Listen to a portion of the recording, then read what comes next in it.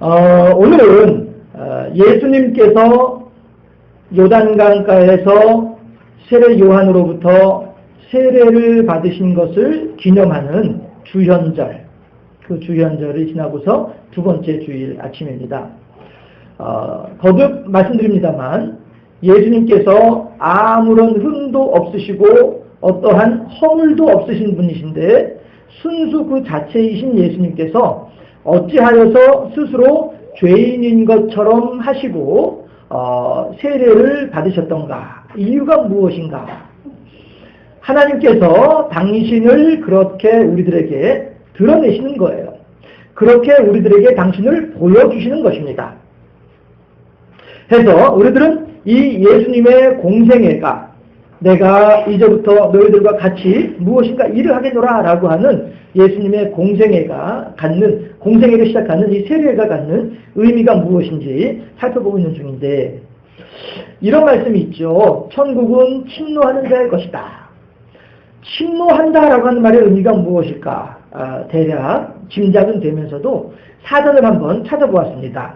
사전에서 뭐라고 써있느냐 하면요, 성가시게 달라붙어 손해를 끼치거나 해침.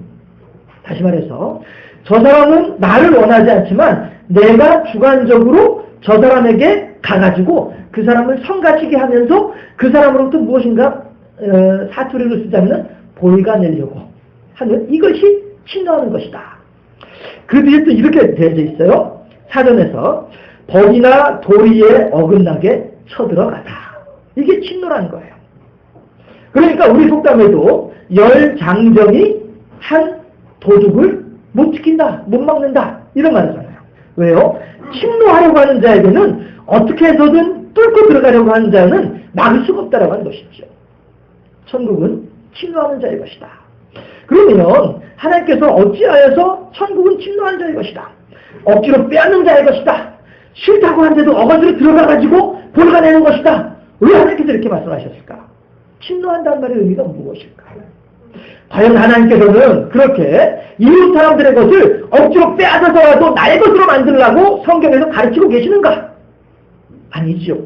도리어 우리들의 손을 벌려서 우리들의 가지고 있는 자그마한 것이라도 이웃 사람들과 더불어 나누라고 말씀하신 하나님이신데, 그럼에도 불구하고 어째서 하나님께서는 천국은 빼앗는 것이라고 말씀하시는 것인가?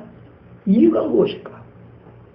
자, 그렇다면 우리들 가운데 가장 힘이 세다고 여기시는 분이 누구십니까? 손 한번 들어보시겠어요? 지금 이 자리에 모이신 여러분들 가운데서 가장 힘이 세다고 자신하시는 분, 혹시 그분 하나님한테 쳐들어가서 하나님의 것을 빼앗아올 수 있는 능력 가지고 계신가요? 글쎄요. 그럼에도 불구하고 하나님께서는 빼앗는 것이라고 하면서, 침노하는 것이라고 하면서 천국을 그렇게 빼앗아야만 한다라고 말씀하신다는 거죠. 왜 이럴까? 이유가 뭘까? 로마서 10장 17절 말씀에서 뭐라고 말씀을 하시냐면, 믿음은 들음에서 나고 들음은 그리스도의 말씀으로 말미암았느니라 라고 말씀으로 가르쳐주고 계십니다. 다시 말해서 천국을 얻기 위하여서 침노한다라고 하는 말의 의미는, 이렇게 믿음은 들음에서 나고 들음은 하나님 그리스도의 말씀으로 말미암았느니라라고 하는 이 말씀과 더불어서 같이 생각을 해보게 되면 침노하는 천국의 의미가 우리들에게 보다 더 정확하게 다가온다라고 하는 것입니다. 그게 뭐예요? 날마다 우리 장로님 기도하신 것처럼 기도 열심히 하며 성경 열심히 읽으며, 참 제가 각 구역마다, 이건 다른 얘기입니다. 각 구역마다 성경을 읽으시면서 가장 많이 읽으신 구역에는 목사 이름으로 목사 개인적으로 시상을 하겠습니다, 이렇게 했잖아요. 200단위들이 넓으세요. 넘어가세요. 예. 성경을 주보를 보시면, 예, 그렇습니다. 참 다들 열심히 읽어주셔서 감사하고요. 이따 광고 시간에도 광고하겠습니다만은, 각 구역 권찰님들께서는 저 나가시면서 왼쪽에 제가 그래프를 다 그려놨거든요. 이름마다. 그러니까 각 구역 식구들 몇 장 읽었는지 체크하셔가지고 권찰님들께서 그래프를 좀 그려주세요 하시다가, 일단은 제가 500장까지 해놨는데 500장도 부족할 것 같아요. 예, 필요하면 제가 또 그 위에다 올리고 이렇게 올릴 테니까 그건 걱정하지 마시고 올라가, 예, 그래프를 한번 올려보실 수 있기를 바라겠습니다.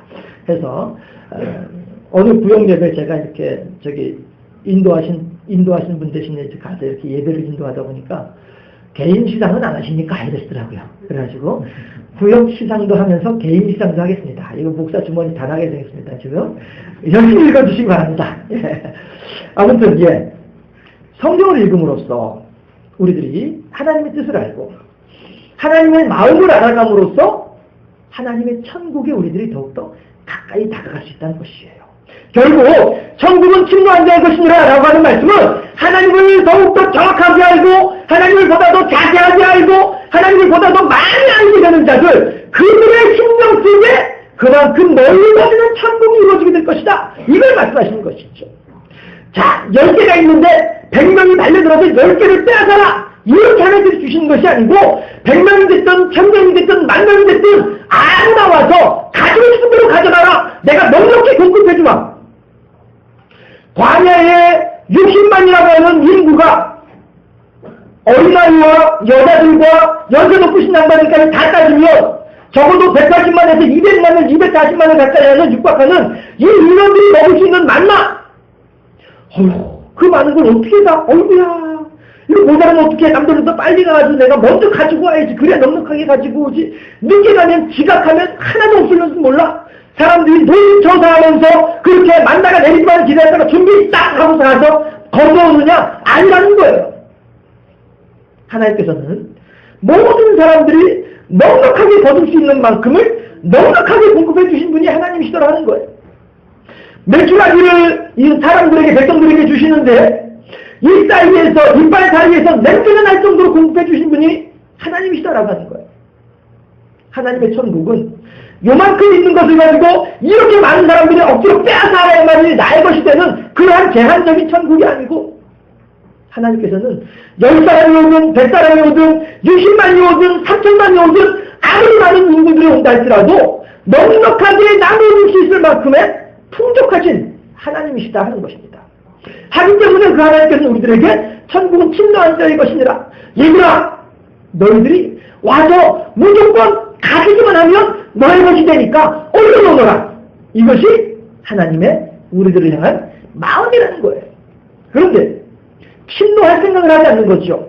하나님의 마음을 들을 생각을 하지 않고 하나님의 마음을 헤아릴 생각을 하지 않고 하나님의 뜻이 어디인지 생각해볼 여기 시도조차 하지 아니하는 이러한, 자주 표현하는 간나무 밑에 누워서 이만 벌리고 있는 이런 신앙이라고 한다면 그 사람은 결코 침노하는 신앙인은 아니다. 하나님은 우리들에게 침노하라고 말씀을 하십니다. 해서 가까이 다가오면 다가갈수록 더 풍족하고 오면 올수록 더 오묘하고 오면 올수록 더 세심한 하나님의 사랑을 알 수 있다고 하는 것이죠. 하박국서를 이제 오늘 3장을 마쳤습니다. 어저께 하박국서 2장 2절에서 하시는 말씀이, 하나님께서 뭐라고 말씀하시냐면 이 묵시의 말씀을 넓은 판에다가 크게 적어 놓아서 빨리 달려가는 자들, 그들조차도 금방 이해할 수 있도록 하라. 하나님은 이렇게 우리들에게 침노하는 성도들을 바라시는 거예요. 하나님의 마음을, 하나님의 뜻을 분명히 알아가기를 바라는 마음으로 하나님은 그렇게 우리들에게 요구하신다라고 하는 것이죠. 경부고속도로를 타고 올라가다 보면은 어디쯤이더라? 아무튼 충청도 어간을 이렇게 지나가다 보면은요, 왼쪽에 고려은단 간판이 커다란 게 있어요. 근데 거기에 고려은단 간판도 중요하지만 그보다도 더 명확하게 쓰여져 있는 글씨가 하나님은 당신을 사랑하십니다. 이 글씨예요. 하나님은 이렇게 우리들에게 당신의 뜻을 비록 사람을 통해서이지만은 당신의 마음을 우리들에게 알려주기를 바라는 분이 하나님이시더라라고 하는 거예요. 그러고 보니까 필리핀에 가도 고속도로 옆에 그렇게 써있더만요. 가디슬러브라고 하면서 써있더만요. 아무리 빨리 지나가는 사람이라 할지라도 그저 보기만 하면 다 이해할 수 있도록, 아무리 뭐 속도를 빨리 지나가는 사람이라 할지라도 그냥 보기만 하면 그렇구나 이해할 수 있도록 그렇게 넓은 판에다가 이 계시의 말씀을, 이 묵시의 말씀을 써놓아서 많은 사람들로 하여금 알게 하라. 이것이 하박국 2장에서 보여주신 하나님의 마음이더라는 거예요. 여러분, 우리들은 어떠합니까? 하나님은 지금 우리들에게 침노해 오너라, 어디로 가서 나의 것을 빼앗아 가노라 지금 말씀하고 계시는데, 우리들은 그 하나님께서 우리들에게 무한 공급해 주시는, 무한 리필해 주시는 그 천국을 우리들은 얼마나 나의 것으로 만들고자 하고 계시냐 하는 거예요. 어떠하실까요? 하나님은 우리들에게 침노하라고 말씀하세요. 그것이 다시 말해서 그만큼 나에 대해서 너희들이 알았으면 좋겠다. 나의 마음을 너희들이 알았으면 좋겠다. 나의 마음을 너희들이 배웠으면 좋겠다. 깨달았으면 좋겠다. 너희들의 마음속에 깊이 새겨 넣었으면 좋겠다. 이것이죠. 예수님께서 마찬가지로 주현절을 통해서 우리들에게 나타나시는 것 또한 그거죠. 전에도 그 말씀 드렸죠. 저기 경주 문화예술회관에 갔다가 주차장에서 잠깐 이렇게 기다릴 일이 있었는데, 그때 보니까 엄마가 이제 겨우 걸음마일 때 시작하는 그런 꼬마애를 데리고서 지나가다가 꼬마애가 혼자 쭈레쭈레 걸어가니까 그 자동차들 사이에 쏙 숨었어요, 엄마가. 그랬더니 이 아이가 혼자서 엄마 따라오겠거니 생각하고서 삐쭉삐쭉 걷다가 툭 돌아보니까 엄마가 없거든. 앙 하고 울어버리는 거예요. 그런데 그 순간에 차 사이에서 엄마가 까꿍 하면서 나타나니까 애가 언제 울었냐는 듯이 금방 울음을 그치면서 생글생글 웃더란 말이에요. 마찬가지로 예수님께서 세례를 통해서 당신을 우리들에게 보여주시는 것 또한 그거죠. 까꿍 나 여기 있다 이거죠. 이 세상을 살아가면서 온갖 고통과 환난과 역경 가운데에서 어찌할 바를 모르는 부족하고 연약한 백성들이요, 나약한 백성들이요, 마귀의 번개 아래 물려서 신음하고 고통당하는 모든 백성들이요, 까꿍 나 여기 있네. 예수님께서 우리는 이제 마치 그 어린아이가 엄마를 바라보는 그 순간에 눈에는 여전히 눈물이 그렁그렁하면서도 얼굴에는 만면의 웃음이 가득했던 것처럼 우리 또한 그렇게 천국을 침노한 자로서 하나님께서 예수님께서 우리들을 왜 계시다는 사실을 알게 됨으로써 비록 우리들은 여전히 한숨 쉴 수밖에 없는 현실이고 여전히 우리들을 압박하는 그런 상황이라 할지라도 그 상황 속에서도 우리들은 하나님으로 말미암아 감사하며 그 현실 속에서도 우리들은 하나님으로 인하여서 기뻐하고 즐거워할 수 있게 된다. 하나님은 이 천국을 침노하라고 우리들에게 말씀하고 계신 줄로 믿습니다. 옆에 계신 분한테 한번 인사하실까요? 침노합시다. 어디를요? 천국을 침노해야죠. 천국을 침노하는 방법이 뭐예요? 하나님을 알아가는 것이 천국을 침노하는 방법이더라. 시편 40편 말씀을 묵상하다가 참 저 자신이 대견하더라고요. 어떻게 이걸 발견을 했지? 저한테 좀 칭찬 한번 해주시겠어요? 훌륭하십니다. 왜냐하면 우리가 오늘 읽었던 1절에서 3절, 8절에서 10절 말씀이 1절이 8절과 2절이 9절과 3절이 10절과 연결이 되어지더라 하는 거예요. 참 기가 막히더라고요. 이렇게 하나님께서 우리들에게 또 당신의 모습을 나타내 보여주고 계시더라. 하나님은 우리들에게 큰 판에 써서 빨리 달려간 자도 알 수 있도록 하라라고 하신 말씀처럼 이렇게 우리들에게 하나님의 말씀을, 하나님의 뜻을 알려주길 바라신 분이 하나님이시더라. 천국을 침노하는 우리 모두가 되어주시길 바라면서요. 자, 그럼 첫 번째 1절과 8절 말씀을 함께 한번 보도록 할 텐데요. 예, 한번 합독해 보실까요? 1절과 8절 말씀 슬라이드에 나와 있어요.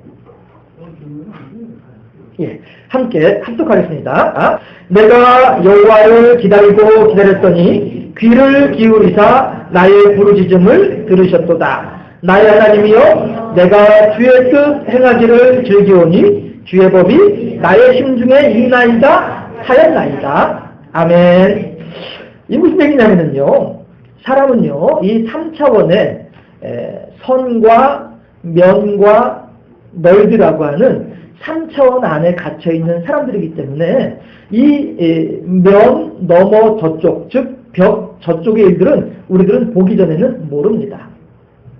우리들은요, 우리들의 눈에 보이지 아니하는 부분들은 모르는 것이 당연합니다. 또 이러한 제약을 받고 있는 불완전한 우리 인간들이기 때문에요. 예, 듣기는 들어도 보기는 보아도 깨닫지 못하는 일들이 또한 많이 있습니다. 대표적인 경우가 성경에서 간다게의 내시, 그 사람이 이사야서를 읽고 있는 중에 무슨 내용인지 전혀 모르잖아요. 그럴 때 빌립 집사님이 가가지고 가르쳐 주니까 그 말이 이 말이군요 라고 하면서 세례를 받기에 주저함이 없었더라. 그렇습니다. 하지만 하나님께서는 이러한 연약한 사람과 같지 아니하여서 하나님은 이 3차원의 공간 너머에 계신 하나님이시기 때문에 누가 굳이 가르쳐주지 않아도 다 알고 계신 하나님이시고요. 또한 이 세상에 부족한 것이 없고 무능한 것이 없는 전지하시고 전능하신 하나님이시다라고 하는 것입니다. 하나님은 누가 가르쳐주지 않아도 다 알고 계신 하나님이시고요. 하나님은 누가 알려주지 않아도 이미 알고 계신 분이 하나님이더라. 사람과는 같지 아니하게. 그런데 사람들은 어떻게 해요? 이렇게 찍어보고 보아야만이 이것인지 저것인지를 구분할 줄 아는 게 이게 사람이더라라고 하는 것이죠. 그런 면에서 보았을 때에 하나님께서는 우리들로 하여금 보다 더 복되고 아름다운 삶을 살기를 바라신 분이 하나님이신데, 그러나 마귀는 우리로 하여금 불행하게 만들고 마귀는 우리로 하여금 힘들게 만드는 것이 결국 멸망시키는 것이 마귀의 목적이지만, 하나님은 우리들에게 생명을 주고 더 풍성히 얻게 하자니라. 요한복음 10장 10절에서 하신 말씀처럼요. 이렇게 우리들을 사랑하시면서 온갖 좋은 것으로 베풀어 주기를 기뻐하시는, 사랑하시는 하나님이시다 하는 거예요. 그런데 오늘 1절 말씀을 보게 되면 스스로 생각하기에, 내가 생각하기에요. 1절 말씀을 보면요. 이건 참 어려운데, 이건 참 불리한데, 내가 여호와를 기다렸더니 귀를 기울이사 나의 부르짖음을 들으셨도다. 내가 지금 무엇인지는 정확하게 성경에 나와 있지 않지만 어렵단 말이에요. 힘들단 말이에요. 곤란하단 말이에요.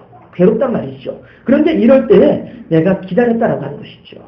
이걸 어떻게 하면 좋지? 내가 이 상황을 어떻게 해결하면 좋지? 이걸 지금 생각하고 있다라고 하는 것이죠.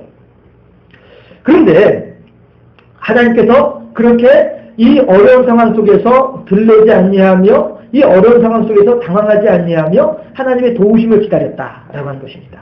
그러할 때 분명 우리의 행복을 어느 누구보다도 간절하게 바라시는 하나님께서 우리의 마땅히 행할 길을 보여주시고 가르쳐주신다는 거죠. 나의 부르짖음을 들으셨도다 라고 하면서 8절에서 뭐라고 해요? 나의 하나님이여 내가 주의 뜻 행하기를 즐기오니. 무슨 얘기예요? 하나님께서 내게 이 상황 속에서 어떻게 행동하기를, 이 상황 속에서 어떻게 하기를 바라시는구나 하는 하나님의 뜻을 알게 됐다고 하는 거죠. 그러니까 주의 법이 나의 심중에 있나이다 라고 고백하는 거예요. 주의 법이 나의 심중에 있나이다. 주의 말씀이 내 안에 있나이다. 나는 지금 이 환난과 역경 가운데서 어찌할까를 모르고 있었는데 하나님 어쩌면 좋을까요? 라고 했더니 하나님께서 이렇게 하면 된다 라고 가르쳐 주시더라 하는 것입니다. 그렇습니다. 하나님께서는요, 우리가 하나님을 경험하는, 우리가 하나님과 동행하는, 체험하는 그 과정을 통해서 우리들로 하여금 하나님을 알 수 있게 해주시더라라고 하는 거예요. 다윗이 지금 환난과 역경 가운데에서 하나님 어찌할까요? 라고 했더니 주의 말씀을 가르쳐 주심으로써 하나님의 뜻이 어떤가를 알게 하여 주시고, 그로 말미암아 다윗으로 하여금 이스라엘의 왕이 되도록 만들어 주신 그 하나님이신 것처럼, 또한 우리들도 마찬가지로 그렇게 우리가 잠잠히 하나님을 의지하며 우리가 묵묵히 하나님을 기다리면 그 하나님께서 우리들에게 당신의 선하시고 온전하신 뜻이 무엇이고 오늘 내가 무엇을 어떻게 해야 될지에 대해서 알려주신다는 거예요. 그렇게 함으로써 우리들에게 뭘 알게 하세요? 하나님께서 원하신 바가 무엇인지, 하나님께서 진정으로 나를 통해서 하시고자 하신 일이 무엇인지를 알 수 있게 해주신다는 것입니다. 그 알아가는 과정이, 그 경험하는 과정이 때로는 내게 환난이요 역경이 될 수도 있겠습니다만은 고난이 내게 유익이라 이로써 내가 주의 율례를 배웠나이다. 다윗이 하는 말이라는 말씀이죠. 그런 것처럼 우리 또한 오늘의 고난과 오늘의 역경이 그저 나로 하여금 아유 지긋지긋해 언제나 지나가려나 이게 아니라 이 고난 속에서, 역경 속에서 하나님의 뜻을 발견할 수 있는 다윗과도 같이 말입니다. 잠잠히 하나님만을 기다리는 가운데 하나님의 뜻을 발견을 하고 하나님의 사랑을 경험하는 우리 모두가 되어질 수 있기를 주님의 이름으로 축원합니다. 또한 두 번째는 하나님께서는 구원자, 이 세상의 구세주가 하나님 바로 나다라고 하는 것을 우리들에게 가르쳐 주시더라 하는 것입니다. 내가 어제 어떻게 살았는지, 또 어제 누가 내게 어떤 영향을 끼쳤는지가 오늘 나의 삶의 현장입니다. 그렇다고 해서 우리들은 그러면 오늘 내가 이렇게 살아가는 것은 내가 찔른 거니까 어쩔 수 없네. 라고 하면서 오늘 이 상황의 모든 일들을 내 책임으로 돌릴 필요 또한 없습니다. 왜냐하면 한 가지 예를 들자면요. 한 사람이 갑돌이가 있는데 갑돌이가 배우지를 못했어요. 공부를 많이 못했어요. 그렇게 하다 보니까 갑돌이가 어느새 장가를 들어서 가정을 일구고 자식도 낳았지만 이 배운 것이 없고 가진 것이 없다 보니까 남들만큼 이렇게 좋은 직장을 가지지도 못하고 이렇게 하다 보니까 좀 경제적으로 이렇게 좀 쪼들리는 그런 상황 속에 처할 수밖에 없습니다. 그러면 지금 현재 갑돌이가 남들만큼 떵떵거리면서 많은 월급을 받지 못하는 이유가 갑돌이가 게으르어서입니까? 물론 일정 부분은 갑돌이가 게으르다라고 할 수도 있겠습니다만 그보다는 더 큰 원인은 뭐예요? 갑돌이의 부모가 갑돌이를 제대로 가르치지 않은 그것 때문이지 않느냐 하는 거예요. 하기 때문에 오늘은 어제 열매이다라고 하는 그 말을 가지고 오늘 나를 자학하거나 오늘 나를 깎아내리거나 할 필요는 없더라. 다만 이것은 있죠. 그렇다고 해서 내가 배우지 못했으니까 내가 많이 배우지 못했으니까 내 자식 영철이 또한 마찬가지로 영철아 아버지도 많이 못 배웠으니까 너도 배우지 말고 그냥 있어라. 너 학비 대줄래니까 돈 아깝다. 있어라. 이거는 내 탓이죠. 그쵸? 해서 오늘은 어제 열매이다 라고 하는 말이 있습니다만은 오늘 내가 힘들고 오늘 내가 어려운 이 상황을 무조건 나의 탓으로만 돌릴 것은 아니다 라고 하는 것입니다. 일정 부분 나도 어쩔 수 없는 불가항력적인 상황 속에서 이 상황에 처해지게 된 것은 사실이다 하는 것이죠. 그런 면에서는 무조건 나만 탓할 것은 아니지만 또한 한편으로는 내 자식을 볼 때에는 그것이 핑계가 되어져서 내 자식도 그렇게 홀대해서는 안 된다는 것이죠. 이건 내 책임이다라고 하는 것입니다. 내 부모가 내게 끼친 영향은 내 책임은 아니지만 부모로서 내 자식에게 끼치는 영향은 내 책임이다라고 하는 것이죠. 이런 면에서 보았을 때에 우리들은 오늘을 살아감에 있어서 보다 더 긍정적으로 보다 더 적극적으로 나를 사랑할 수 있어야 되겠다 하는 것이에요. 하나님께서 사랑하시는 나를 사랑할 수 있어야 될 것이고 또한 하나님께서 사랑하시는 그 사람들을 사랑할 수 있어야 되겠다 하는 것이죠. 내가 부모만 잘 만났어도 내가 용광욕골을 안 살 건데 옛날 거 후회해봐야 뭐하겠냐라고 하는 것입니다. 그렇다고 해서 내 부모도 그랬으니까 너도 나처럼 살아야 된다. 이렇게 말하는 것 또한 있을 수 없는 일이다.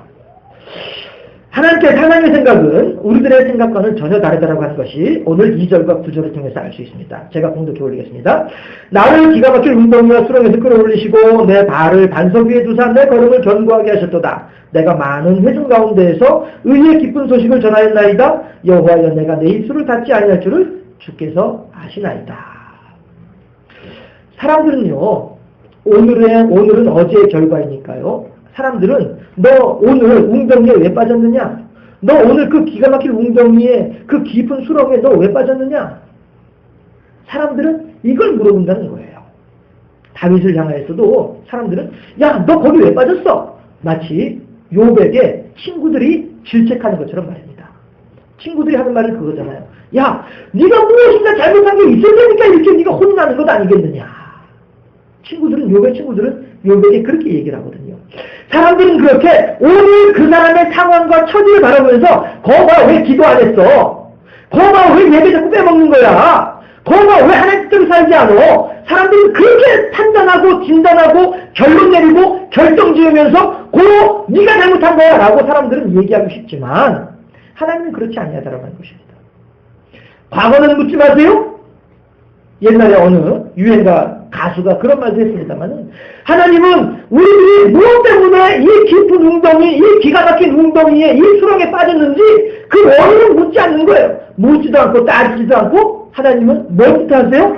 우선이 곤란해 있는 상황, 우선이 힘든 상황, 물에 빠져가지고 허우적거릴 때 그 느낌 아니까 아시죠? 제가 어떤 사람이었는지 1년에 한 차례씩 꼬박꼬박 그 바닷물 속에 들어가서 허우적거리고 있는 거예요. 그러면 사람들이 던져줘가지고 끄집어내주고 한다는 말이에요. 그 물속에 빠져가지고 고통스러워하는 그 심정을 누구보다도 잘 알고 있단 말이에요.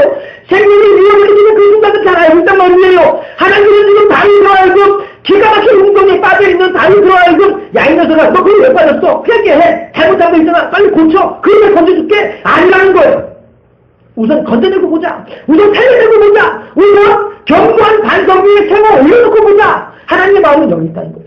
사람들은 판단하고 결론 내어서 결정짓고 죄인을 만들고자 하는 것이 사람이지만 하나님은 그렇지 아니하시고 그의 슬픈 현실, 그의 처벌된 상황을 우선 긍휼히 여기시면서 우선 그를 끄집어올려서 견고한 반석 위에 편안한 믿음의 반석 위에 세워주고서 우리들이 그 다음에 우리들에게 말씀하신 분이 하나님이시다고 하는 거예요. 여러분, 우리들은 어떨까요? 우리들이 옆에 있는 사람들에게 우리들은 지금 어떻게 행하고 계실까요? 하나님께서는 먼저 사람이 우선이다. 살려내시고 그 다음에 하시는 말씀이 우리들에게 이 기쁜 소식으로 하여금 나를 기쁘게 하고 우리 이웃 사람들에게 전달함으로 말미암아 그들 또한 그랬어? 하나님이 그러셨대? 이렇게 우리들의 주변을 변화시켜 주기를 바라시는 분이 하나님이시다는 것입니다. 주님께서도 나를 책망하지 아니하시는데 우리가 무엇이라서 나 자신을 자학할 것이며 우리가 무엇이라서 우리 형제 자매들을 판단하고 정죄, 책망할 수 있겠는가 하는 것입니다. 사람은 정죄하면서 상처를 주고 아픔을 주지만 도리어 책망이 아닌 생명의 길, 기쁨의 길을 열어주심으로 나를 향한 사랑을 확정하여 주신 분은 하나님이시다. 이 사실을 깊이 깨닫고 감사할 수 있는 우리 모두가 되어지시기를 바랍니다. 마지막으로 3절과 10절 말씀을 합독해 보겠습니다.